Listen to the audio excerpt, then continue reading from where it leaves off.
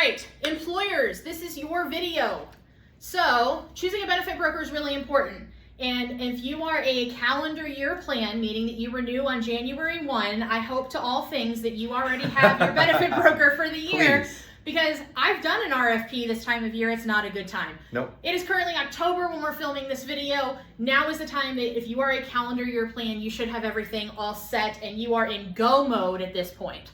But for those of you who are maybe on an off calendar year, for example, nonprofits and school districts, who oftentimes renew over the summer, or if you're just like, Lindsay, I thought my broker could do it and it's turning out that this is not working out for me and I have got to do a change and I can't hold off. All right, we're going to talk about how do you go through the process of choosing a benefit partner. I'm intentionally not going to call them a broker here. I'm going to call them a partner because that's exactly what they should be to your business.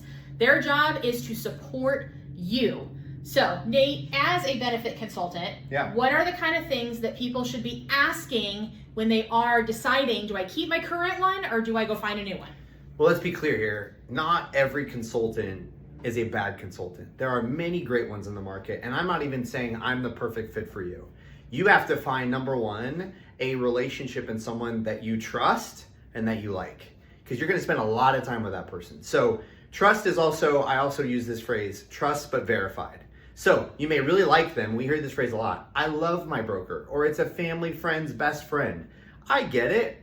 That may be the best fit for you. Please stick with them. Don't go to someone that you don't trust or like, but verify that trust conversation. And how do you verify that? The number one priority is understanding how do they communicate with you. So communication is critical. How quickly do they respond to you when you have questions? How well are they educating you and your employees?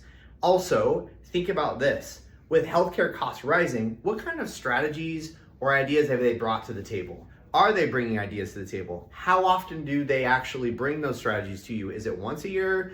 Is it throughout the year? What does it look like? And so I think the conversation needs to be twofold. How much do I like and trust this person? And what kind of strategies are they willing to do, or are they willing to be about for me? I do think at the end of the day, the other thing you need to ask is, what other people in your industry like with the brokers that they work with?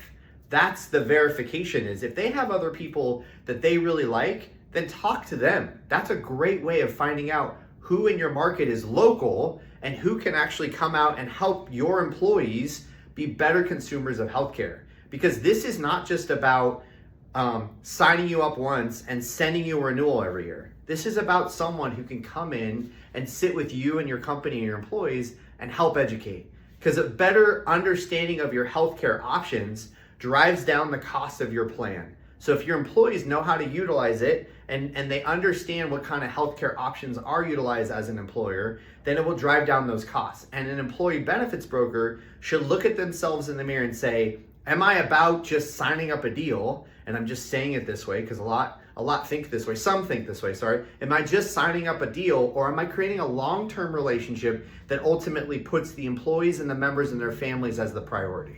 Yeah, I think choosing the right partner for benefits, I would argue, is equally, if not more important than who you choose as your CPA. So these folks are going to be with you, helping you with one of the largest expenditures in just about every company in the United States. So like Nate said, you want to choose somebody you like.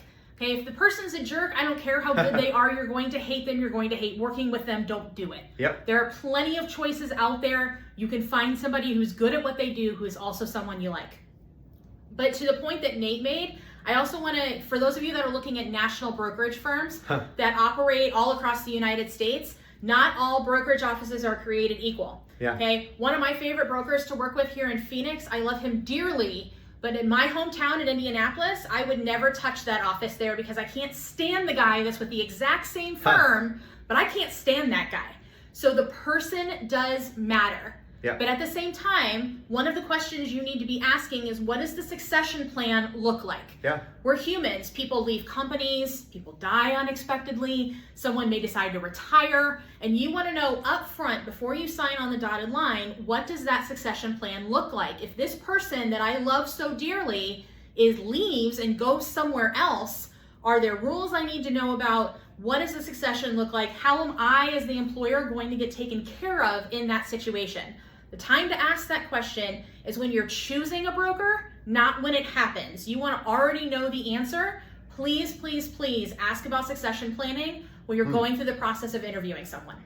I also think when you think about your relationships in the market, is that person not just interested in just the benefit programs? So one of the things that I think is really important is I try to consult and connect people to other people and be a resource, be someone who, again, I said this on earlier videos, I'm not necessarily a retirement plan expert, but can spot your blind spots and can allow you as an HR leader to say, I've got a team of people around me that will see some of the opportunities I have and come to me and say, hey, this may be an opportunity. And let me tell you, because I've done my homework and worked with this person and other employers, may be a good person for you to connect with. So there is, again, the difference between a broker who's essentially selling you a car or someone who's actually consulting you and thinking about what is HR going through, what challenges do they have. Maybe it's, and again, this conversation isn't necessarily about technology, but maybe it's a technology pain. Maybe it is a process pain. Maybe it is a goal orientation. Maybe it's a training conversation. And so the team around them, again, go back to Lindsay's comment, is there's a likability factor, but there's also, hey, does this person understand my business and know where we want to take it? And do they ultimately understand how to make the right recommendations for me to help me grow and service the employees and the conversations that I need to have?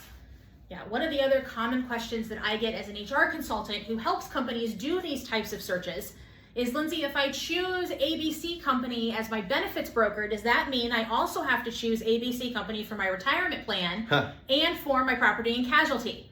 No, it does not mean that. And if any broker that walks into your office tells you that you have to choose all three in order to receive services, tell them, thank you for your time, goodbye. Yep. Okay. Anybody that you choose to represent you in any way, shape, or form, whether it's in your insurance coverages, it's your outside CPA, it's your landscaping company, right? I don't care who you're choosing, they should all be partners. And what I mean by that is they should always be acting in your best interest and your best interest alone. So if you meet somebody in the benefit space that's with one brokerage firm that you really like, but you also really like your 401k advisor and they're with a different brokerage firm, that's totally fine. Great. It's completely fine. Yes, you absolutely have that choice as an employer, but you should also, all right, and I always do this because I'm the consultant and I get to be the jerk sometimes, I'm flat out going to say in the room, you two are going to work together and you're going to like it. And if you don't, I'll replace both of you. Yeah, it's good. So it is about making sure that these folks understand, and there are, thankfully, now we're getting fewer and fewer of these people that are left because most of them have been exited from the market at this point. Yeah. But they need to understand that their number one interest is you as the employer. If their number one interest is their commission, bye. Yep. Don't need you. Get lost. Yep. Okay? You absolutely have, as an employer, even my smaller companies, because I know a lot of my clients are smaller companies, they say, Lindsay, I just don't have a lot of choices. That is not true. Mm-hmm. You have more choices than you think you do. If you think you don't have choices, shoot me a message, hello@northstarhraz.com. I will find you choices in your market to make sure that you know you do have available choices to you. If they're not acting in your best interest, if they can't play well in the sandbox, they're not the partner for you. Get rid of them. Couple questions that I think you should ask when you're considering a partner, though, that I think is important. And of course, I represent Gibson, but I would say this in general: if you're going to pick a new partner, and this goes for any case, if I'm calling, emailing, what's the expectation? How quickly people get back to me? Is it a 24-hour period? Is it a week period? They may tell you one thing and it may be different, but get that written down, because as an HR leader in the marketplace, you're putting your reputation at bay and picking a broker. So make sure that you are asking those questions of how quickly do you get back to me? What are the expectations? Who is my service person? And maybe potentially meet them before you say yes to a broker. Please do that. I love taking my account executives out on calls and saying, this is going to be the person that's going to quarterback things. I'm a consultant, so I will help you pick up the phone, call me whenever. I'm going to help you with plan design, creativity, but you need to know who your day-to-day person is. And do you like them? Do you trust them? Do you want them in the room with your employees? Think about that. The other side of the fence that I think about too is ask them why they're in benefits. What's their story? Is it because, again, they're looking for just a commissionable job, or they don't really have a great story? I would just tell you a story paints a picture of why people get into an industry. I got into an industry because my kids were NICU babies and they were $1 million kids. And I looked at myself in the mirror and said, I want to save families and save lives. And so when I wake up every day, I have a reason to educate employees and to help employers be better designers of plans so they can help save lives. So there's a reason and a passion behind what we do. So ask the story, ask about the account executive, and then ultimately ask at the end of the day, why is it that you want to choose a particular company? Ask them, why, what makes you different in the market than someone else? At Gibson, we're employee owned. So that's a little bit of our story. Again, I'm not going to get into all that today. That's not the point. But the point is what is the story of the individual and what's the story of the organization? Why do they do what they do? And what makes them tick? And what kind of plan types and options are available in the market? Ask those questions around, hey, how can I be more creative in the market? What kind of plan types do you offer? Or specifically, given in my situation, have them provide what we call a unique starting point, which is you're here today and here's the next year, 2 years, 3 years, 5 years, and what we would recommend growing you from, here's your situation today, and how we can control some of that cost and spend that you're rubbing up against that's rising year over year. The last suggestion that I'm going to give you when it comes to choosing a broker, and this is going to be highly unpopular, and the good news is I don't care, is when you are choosing a partner of any kind, whether it's your P&C, your property and casualty that does your business insurance and your workers' comp, whether it's your retirement advisor, whether it's your benefits partner, any of those people, you have to be honest and transparent in what your company's situation is. Yeah. It's good. No one can help you if you are not honest. These folks don't carry crystal balls. They don't know what you're thinking. You're going to have to tell them. And you need to understand that particularly some of you in certain industries, certain brokerage firms just may not be a good partner for you. I'm going to use an example. In my last corporate job, I worked in construction. 75% of our employees spoke Spanish as their native language. So what was the first thing that I was looking for in a benefits partner? I wanted someone who spoke Spanish. Yeah. Because it doesn't make any sense in that company to partner with a firm that doesn't have Spanish-speaking resources to be able to work with the employees. Yeah. That is just something that we had to be really honest with ourselves about, that was a need, not a want. Why? Because our employees matter. So these are the kind of things that you just need to be completely transparent. When you're writing up your RFP, your request for proposal that's going to go out to these different firms as part of the process, you need to be honest. This is what we need. This is what we want. Yeah. 2 lists is fine, but you need to be really honest and really transparent. Typically, when I do the RFP process, I select who's going to participate, and the first thing I do is I send them an NDA to sign, a non-disclosure agreement. And they sign that agreement as part of the process, saying that they understand that anything that we tell them as a part of this process about our company, they can't share. Yep. It's completely normal in the RFP process to ask a brokerage firm to sign an NDA as part of the sales process. So don't feel like you're doing something weird. It's completely and totally normal. Yep. And then you can be fully and completely transparent knowing that this firm can't go air your dirty laundry out in the world, but you have to be honest because they can't help you with the things that they don't know about. And you would be amazed at the power that these folks have to help you when they know your honest situation, the connections that they have, the opportunities that they can present you, the designs that they can do when they know that this is a thing. The sky is the limit, but you have to give them the information and offer and open to them to let them do those things for you. Yeah, yeah. Lindsay said it perfectly, and I would tell you at the end of the day, not every partner or relationship is good for me either. And so if you can have someone when you're transparent, if they can tell you that you're not a fit for them, that is a unique partner. And I would tell you more often than not, it's been better for me at times to say, hey, we're just not a fit, so that an employer can have a better experience with somebody else. Because a yes person is the worst thing available. So if you're getting all yeses in a meeting and you're not getting any, you know what, I don't think this is something, not that I don't think, I know this is something we can't do today, it sets a better experience for you and the broker that you choose. So if you're going, okay, so clearly I need to do the RFP process after watching this because I got a lot of things I got to go fix.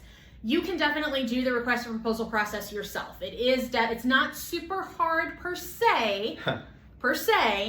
However, if you're also going, I don't even know who to call to send this thing to, this is where someone like me, an HR consultant that is local to your market, would be a great resource to help you. Again, hello@northstarhraz.com.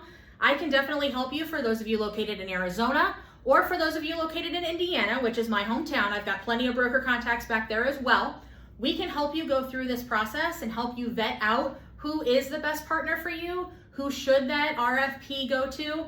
So to outline it, typically you're gonna have an internal meeting, decide your priorities, then you're gonna do a write-up document where you're gonna ask a series of questions, and the first part of the RFP process is done in writing. You send that out via email and ask a number of brokerage firms, I would say at least 5, preferably more, but at least 5, to fill out and list in writing questions that you have. They're gonna be, again, you're gonna be transparent about your situation. You're gonna ask questions related to what you need. You're gonna get all those back. You're gonna read through them, and you're gonna pick maybe between 2 and 4 to come in and do a finalist presentation in person, where they will actually do the pitch, as we would call it, right? They'll talk to you about the services that they offer, what their service model looks like. If they don't talk about compensation, make sure to ask them so that they are transparent in their compensation model with you. And then once you've done those finalist presentations, then you will make a selection. Make sure that you notify everyone once the process is over that a selection has been made, including those that you did not select. Just like in recruiting for employees, it's the right thing to do. That's kind of what the process looks like. If you don't want to do it, a consultant like me is happy to manage that process for you. Shoot me an email if you're in Arizona or Indiana. And if you're not in those 2 places and you have no idea where to find one in your market, email me too. I have a connection of consultants across the United States. We will find you somebody to help you with that process. We are in Indiana as well. They are. He's one of the ones I know in Indiana.